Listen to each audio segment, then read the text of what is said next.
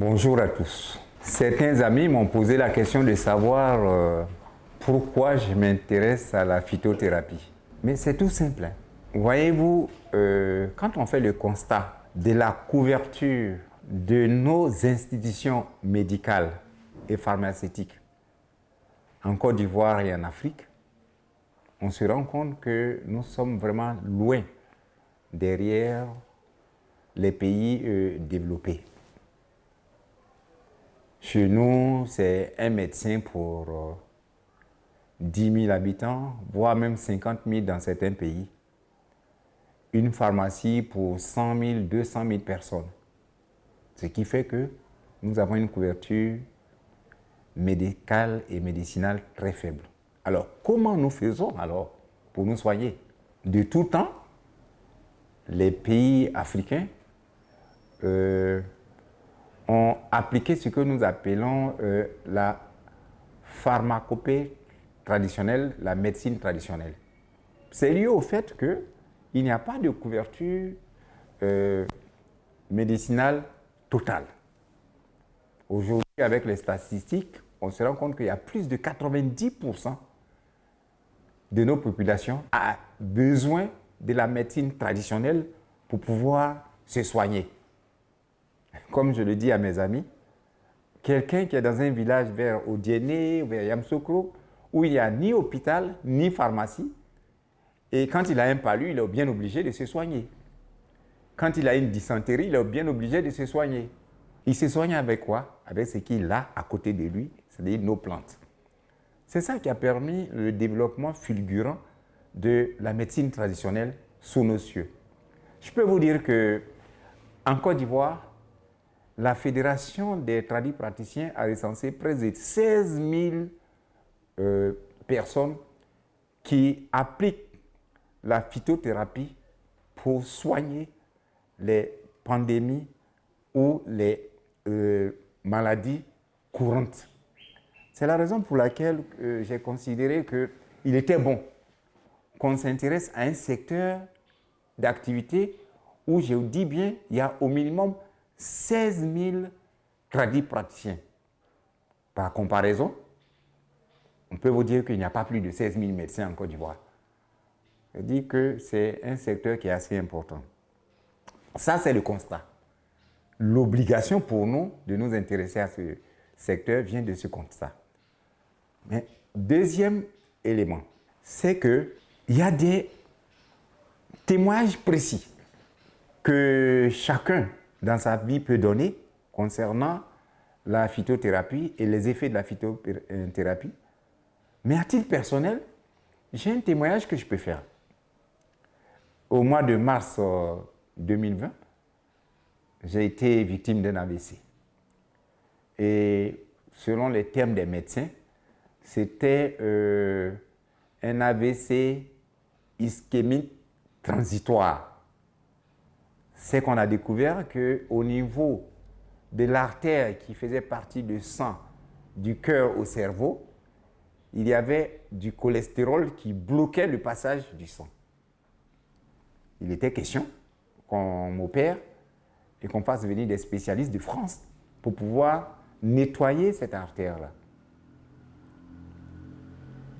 Un matin, je reçois la visite d'une jeune dame qui me dit non, ce n'est pas la peine de se faire opérer, que le cholestérol peut être traité de manière très simple. Alors je lui ai demandé, mais avec quoi on peut traiter un taux de cholestérol élevé? Elle m'a dit non, il suffit de prendre tout simplement de l'aubergine violette, de découper cela en petits morceaux et de le mettre dans un litre d'eau et de boire le jus issu de ce mélange eau aubergine violette. Et c'est ce que j'ai fait. Elle a même insisté pour que je le fasse pendant une période de 1 semaine, pas au-delà. Je peux vous dire que j'ai suivi ses conseils et 1 semaine après, alors que j'avais un taux de cholestérol total qui excédait les 3,61, 1 semaine après avoir bu cette décoction, mon taux de cholestérol est descendu à 1,35, c'est-à-dire en dessous du taux normal indiqué.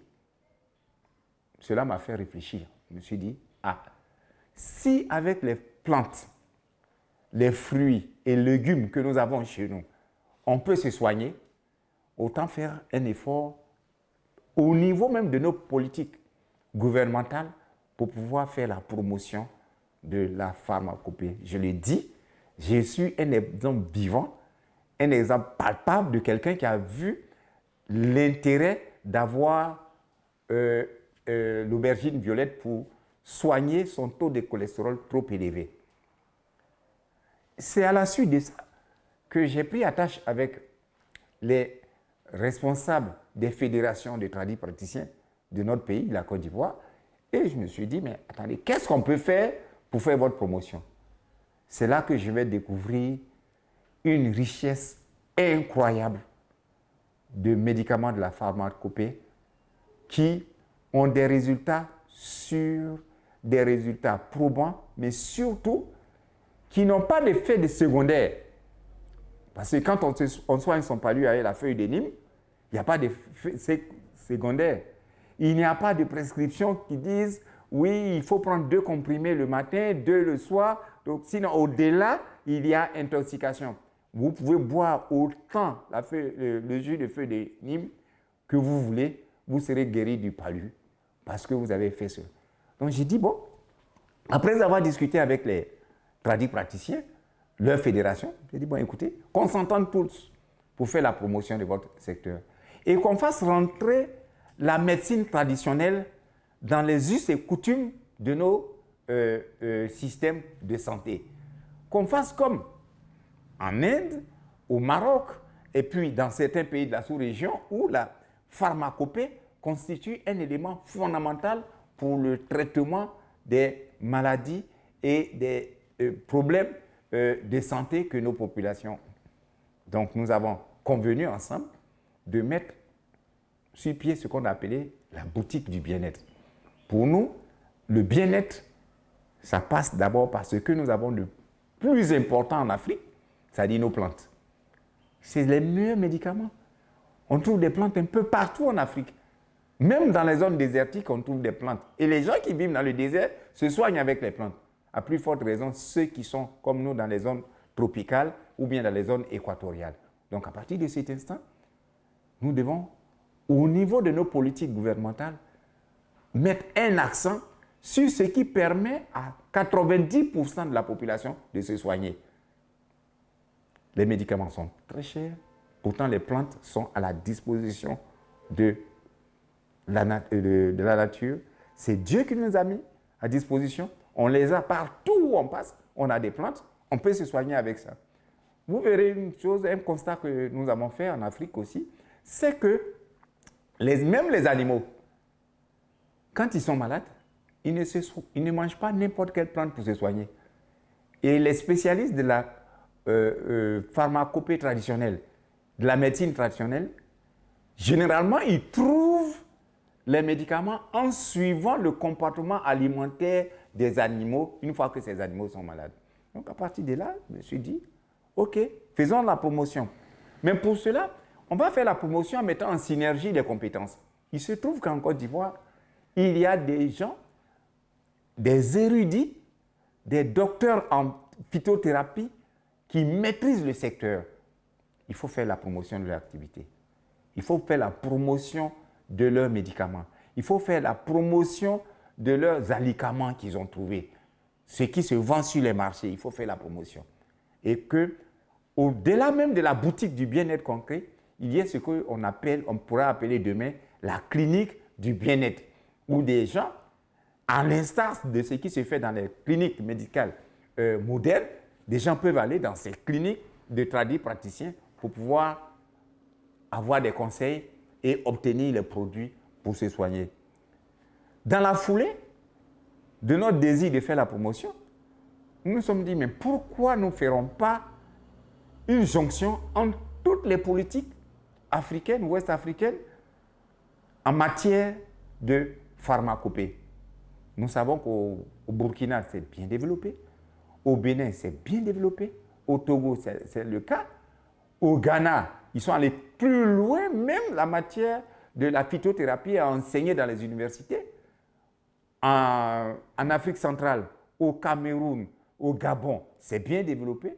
On s'est dit, mais pourquoi ne pas mettre en synergie toutes ces connaissances et ces compétences?